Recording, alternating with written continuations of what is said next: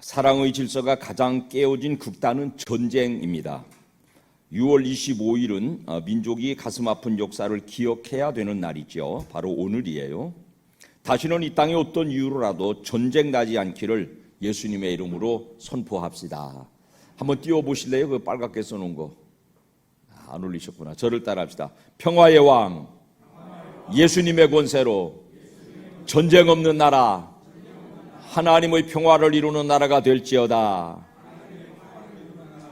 처음부터 끝까지 한번 같이 큰 소리로 합시다. 시작. 평화의 왕, 예수님의 권세로 전쟁 없는 나라, 하나님의 평화를 이루는 나라가 될지어다. 아멘. 아멘.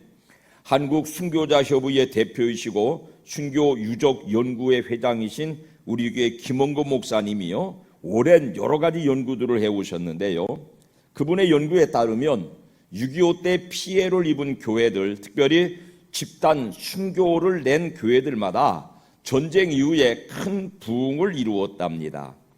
붉은 사상을 가진 사람들이 전쟁에서 패배함으로 전쟁이 끝났고 그들이 포로로 붙들렸어요.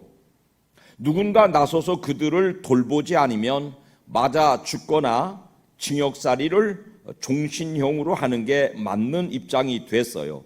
그들이 남한에 와서 그렇게 했으니까요. 또 지역의 빨치산들이 지역 주민들을 향해서, 목사님들, 장로님들을 향해서 그렇게 했으니까요.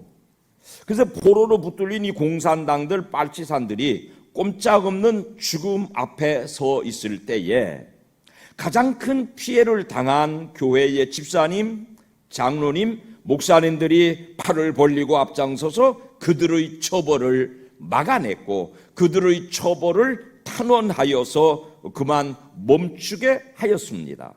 이 용서는 사랑에서 비롯되는 정신작용이지요. 사랑에서 비롯되는 용서가 하나님의 나라를 이루고 있는 대표적인 모습이라고 하겠습니다. 사랑으로 이루는 용서가 아니라면은 남아있는 사람들의 이름은 비겁해집니다. 특별히 로마의 정신, 우리의 법정신은 원수들 악함은 갚아주는 것이 정의라고 믿어왔거든요. 그 정의 실현을 위해서 다시 전쟁을 치를 상황에서 용서가 선포되므로 그 피해자도 살고 가해자도 살아나는 길을 연 것입니다. 사랑하는 여러분, 그러므로 사랑 안에 살 길이 있습니다. 용서 안에 살 길이 있습니다. 서로 자기의 정당성을 앞세워서 그릇된 상대방, 나를 가해한 상대방을 용서하지 못한다면은 복수가 복수를 낳아서 결국 이 세상은 피바다로 전락되고 말 것이거든요. 그런 까닭에 이 세상 모든 문화권에서 사랑을 귀하게 여깁니다. 우리 민족의 사상적인 뿌리인 성리학은요, 사단 7정을 인간의 본성으로 이해했는데요, 사단이라고 하는 것은 인, 의, 예, 지, 이게 사단이에요. 거기다가 한가운데 신, 보신각 종이 이 서울 한복판에 있잖아요. 사대문, 흥인문, 그 다음에 숭례문, 그 다음에 돈의문, 그 다음에 홍지문, 그리고 인의예지, 4개 대문을 세우고 그 가운데 보신각, 믿을 신자, 보신각 종류를 세우므로 우리나라를 사단의 나라, 오행의 나라로 정도전에 의하여서 조선을 개국했다 그 말이에요. 자, 그 중에 사단의 맨 처음이 여러분 인이에요. 인. 성령의 9가지 열매 맨 처음이 사랑이에요. 그럼 인이 뭐냐? 어질 인자라고 보통 그러는데 이 어진 마음이 사랑이라는 것이죠. 그 사단 7정의 첫 구절이 뭐냐면은 인, 측은지심 인지단야. 측은하게 여기는 마음이 인이다. 여러분이 측은하게 여긴다고 하는 마음을 조금 더 설명드리면 남을 동정하는 게 아니에요. 그 사람의 입장에 서보는 거예요. 그 사람을 공감해 보는 거예요. 측은지심이 되는 것은 상대방의 입장에 서보는 거, 그거 측은지심이에요. 제가 그 전에 우리 마디 모임에서 그런 부탁들을 해보았어요. 지금은 여자들도 다 나가 돈 버니까 별로 의미가 없지만은 여자들이 집에 있고 남자들이 밖으로 돌아다니며 돈 벌어다가 가족 먹여 살릴 때 신랑이 퇴근하고 집에 들어오거든. 하루 종일 신고 돌아다니는 그 신발을 내 발에 신고 현관에 한 10초만 서 있어 봐라. 내 남편이 나 먹여 살린다고 얘의 신발을 신고 하루 종일 얼마나 둥당거리고 댕겼는지를 10분만 공감해 봐라. 그런 부탁을 해본 적이 있어요. 그 마음을 측은지심이라고 합니다. 그 사람의 마음을 그 사람의 입장에 서서 살펴보는 것, 그리고 공감해 보는 것, 그거를 측은지심이라고 해요. 교회 안에 이 측은지심이 있으면 이것을 우리는 아가페 사랑과 견줄 수 있습니다. 교회 안에서도요, 가정에서도요, 서로 상대방의 입장에 서서 자기를 가두어 보시기 바랍니다.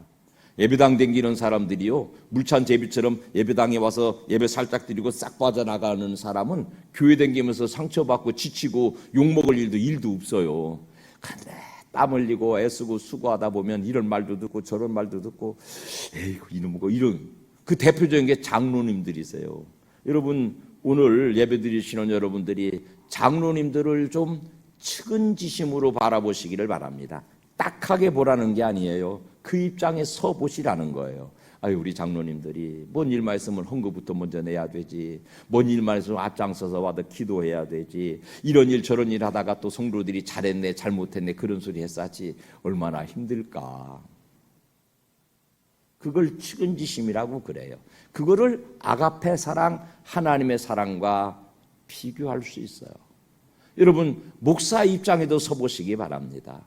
목사님이 말이야 나한테 인사도 안 하고 우리 목사님은 나한테 말이야 이렇게 시험 들지 말고, 아유 우리 목사님은 달마다 18년 동안 주일마다 우리한테 설교하기가 얼마나 힘들까 한 소리 또 할 수도 없고, 저는 여러분을 바라보고 아이고 저분이 교회 오셨구나, 한 주간 동안 얼마나 지쳤을까, 아이고 얼마나 힘드시오, 교회 와서 밥원이라고 얼마나 힘드시오, 교회 와서 은혜 받고 신앙생활하기도 참 바빠 죽겠는데 부엌에 가서 밥 삶아내야지, 설거지 해야지, 또 밥을 해놓으면 다 맛있게나 먹어주면 좋은데 쓰다 그러지, 달다 그러지, 짜다 그러지, 싱겁다 그러지, 얼마나 욕보시오. 여러분 하나님이 우리 정황을 아셨단 말이에요. 아이고 목사야 승질은 불 같아가지고 목사를 앞시고 세워놨더니 너도 참 목사질 해먹기가 얼마나 힘드냐. 죄인들아 죄 지으면 죽는다고 그랬는데 죄 짓고 그 죽을 자리 살기가 얼마나 힘드냐. 우리가 신은 신발을 신고 예수가 있다고 외워서서 우리가 지은 죄를 예수가 뒤집어 쓰시고 대신 죽어주신 거, 그게 아가페잖아요. 그게 측은지심이잖아요. 측은지심이 인지다냐라. 측은히 여기는 것이 사랑의 시초라. 남의 입장에 서보는 거. 자식 키운 할머니 할아버지들이 애들 키우는 세대들을 쳐다보면은 애들 밤이 잘 자, 밥은 잘 먹고, 아이고 그러는 거요. 애들이 연락 오면 한번 좀 약어줘. 그 애기 키우는 세대들의 마음을 공감해 주는 거, 그 입장에 서 보는 거. 예배당에 애기가 빽빽 우면 그걸 복음으로 들으셔야 돼요. 애기 우는 소리가 없어졌으니까 우리 산이들이가 와서 울어야 되는데, 애기가 울면은 시끄럽다고 그러지 말고 아이고 저거 우는 거 때리고 얼마나 애가 다를까. 상대방의 입장에 서보는 거. 동정하고는 다른 거예요. 그 입장에 서보는 거. 한번 저한테 여러분은 그렇게 고백하십시오. 목사님 얼마나 욕보시오. 시작. 여러분 바빠 죽겠고 더워 죽겠는데 예배당에 오시느라고 참 수고들 많으셨습니다. 오셨으니 본전은 찾아가시기 바랍니다. 이거 목사는 직업병이 잔소리요. 욕받다고 그러고 말면 될 텐데도 본전 찾아가란다. 장로님들 한번 격려해 주세요. 장로님 얼마나 수고하십니까? 부엌이 밥하는 이들이 2부 예배 와도 2부 예배 잠깐 드리고 올라가 밥하잖아요. 밥하시는 분들한테 더운데 삶아내니라고 욕보십니다. 그렇게 한번 인사합시다. 시작. 그거 사랑이에요. 그게 인지다냐예요. 그게 측은지심이에요. 그런데 세상에는 사랑이라는 이름으로 저질러지는 많은 오류들이 있어요. 세상의 사랑, 이기적인 욕망이 사랑의 이름으로 표현되지요. 이성 간에는 소유욕이 사랑이라는 이름으로 왜곡되어 있다가 동기가 되면은 상대방을 잡아 죽여요. 내 것 되고 싶은 것이지 진정으로 너를 사랑하는 건 아니에요. 부부간에도 그놈의 사랑이라는 이름으로 칼부림합니다. 부부 자녀 간에도 사랑이 왜곡되니까 그 자녀를 강제해서 공부시켜요. 그러니까 자녀는 반항해요. 자식들 공부 잘 하도록 강제하는 건 뭐 그래요? 사랑해서 그래요? 천만의 말씀이요. 너 잘 키워서 나 덕 보자 그 소리예요. 그게 애들 좀 자유롭게 키우세요. 애들 좀 자유롭게 키우세요. 그게 정말 그 한 영혼 한 생명 사랑하는 거예요. 그를 통해서 내 어떤 꿈을 이루는 야심을 내려놓으셔야 진정한 사랑이 돼요. 나라와 나라 사이에도 내가 사는 방식대로 상대방을 더 좋게 해주려다는 그 빌미로 사랑을 빌미로 전쟁을 벌인다고 궤변 넣어놓습니다. 6.25 전쟁 일으킨 저 붉은 세력들이 뭐라고 그랬어요? 남조선을 미제 앞잡이로부터 해방시키자. 남조선 해방시키자고 사람을 몇백만을 잡아 죽였다고요. 전쟁은 사랑의 신천 방안 될 수가 없어요.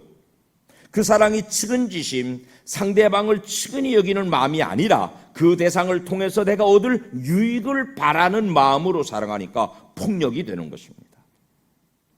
사랑의 이름으로 폭력이 동원됐다면 그건 사랑의 왜곡이에요.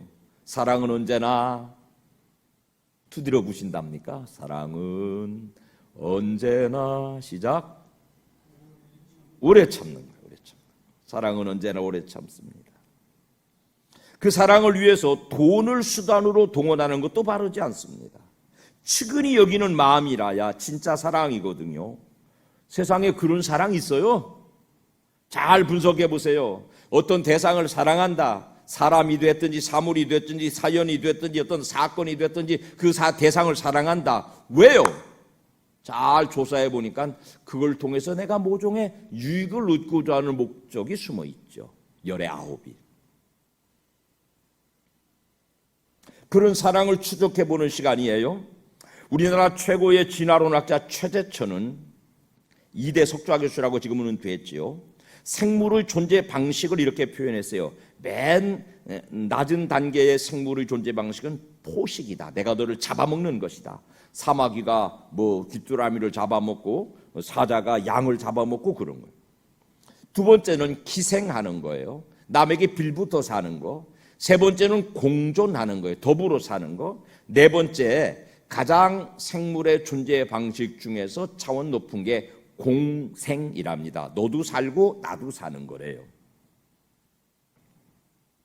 이런 예를 다 들어드리면 이해가 쉽겠지만 여하튼 그렇게 이분은 세상의 생명의 존재 방식을 설명하고 있습니다. 이 사람은 진화론학자니까요.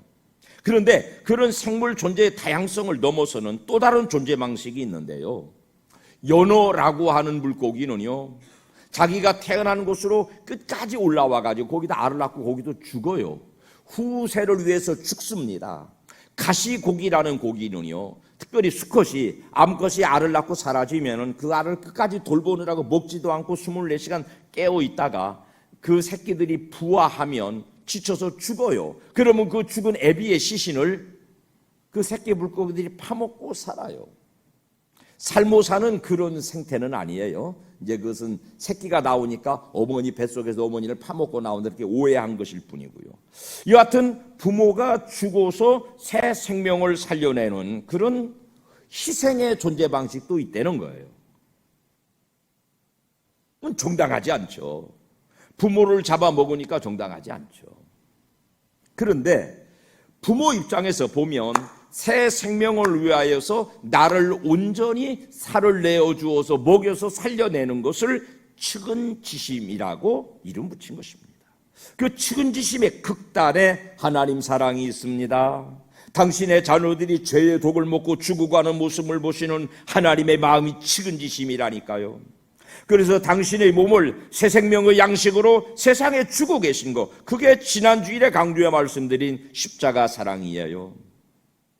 우리처럼 사랑스러운 대상만을 향한 게 아니에요. 그 사랑을 통해서 내가 너로부터 얻을 모종의 유익 있는 대상을 향한 것이 아니에요.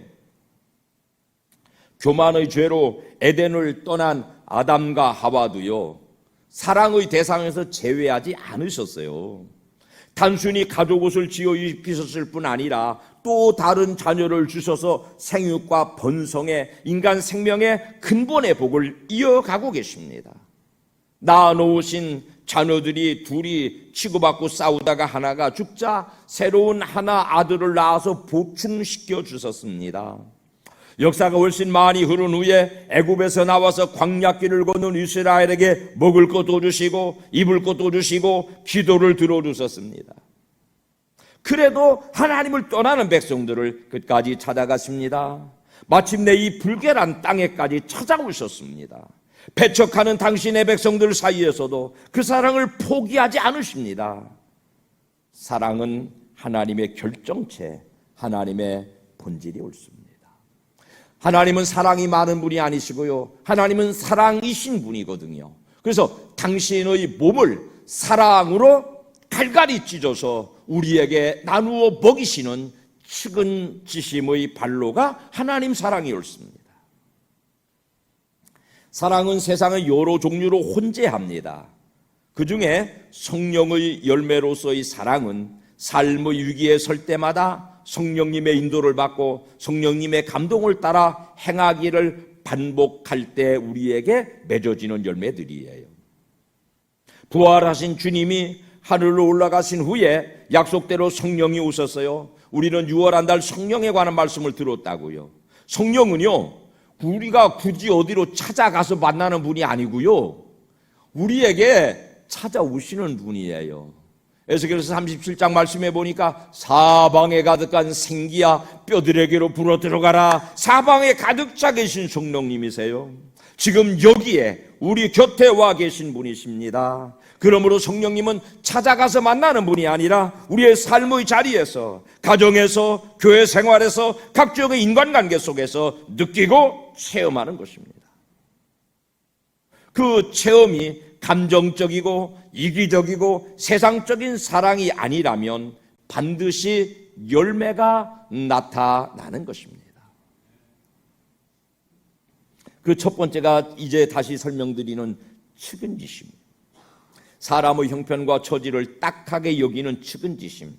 딱하게 여긴다는 말은 미쁘게 여긴다는 말로도 번역이 되고요, 더 쉬운 요즘 말로 번역을 하면은 우리 최영진 장로님이 아침에 제게 아주 현대말로 번역한 성경을 하나 갖다 주셨는데, 요즘 말로 아주 새롭게 번역한다면은 너와 공감하는 마음, 그런 뜻이에요.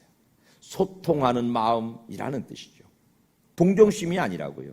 그 입장에 서보고 그 애로를 느껴보는 것, 예수님 당시의 기준으로 다시 설명 들어보면은 경제적인 약자, 가난한 사람, 치료받지 못하는 병자, 남편 잃고 혼자 사는 여자, 부모 없이 홀로 사는 어린 것들, 강도 만난 사람을 외면한 종교 지도자들은요, 율법은 알았지만 성령 받지 못한 사람들이니까 자기 위치에서만 세상을 보죠. 강도 만난 사람들이 죽어가는 시체, 지난주일에 유대인들은 시체에 피 흘린 거를 부정하게 여긴다고 설명드렸죠. 길 가다 보니까 피 흘려 죽어가는 것이 있네? 공감이 안 되는 거예요. 측은지심이 발동이 안 되는 거예요. 내 입장에서 보는 거예요. 나는 지금 누구냐? 제사장이다. 나는 지금 어디 가느냐? 성전에 올라간다. 내 기준에서 보면은 저 부정한 것을 접촉하면은 안 된다. 내 종교적 기준을 가지고 그 측은지심이 발동되어야 되는 현장과 공감하지 못하고 그냥 지나갔더라, 그 말이에요. 이런 사람은 성령께서 주시는 사랑의 열매가 없는 사람이겠지요. 사마리아 사람은요, 그 위기 앞에서 잠깐 망설였지만은 측은지심이 발동해서 저렇게 두면 죽고 말 텐데 얼마나 아플까, 얼마나 외로울까, 극단의 고통에 시달리는군. 그래서 자기 전 존재를 들여서 그 사람의 아픈 자리를 공감해 준 것, 이게 성령의 충만함을 받은 사람의 인격적 성숙으로 맺는 사랑의 열매입니다.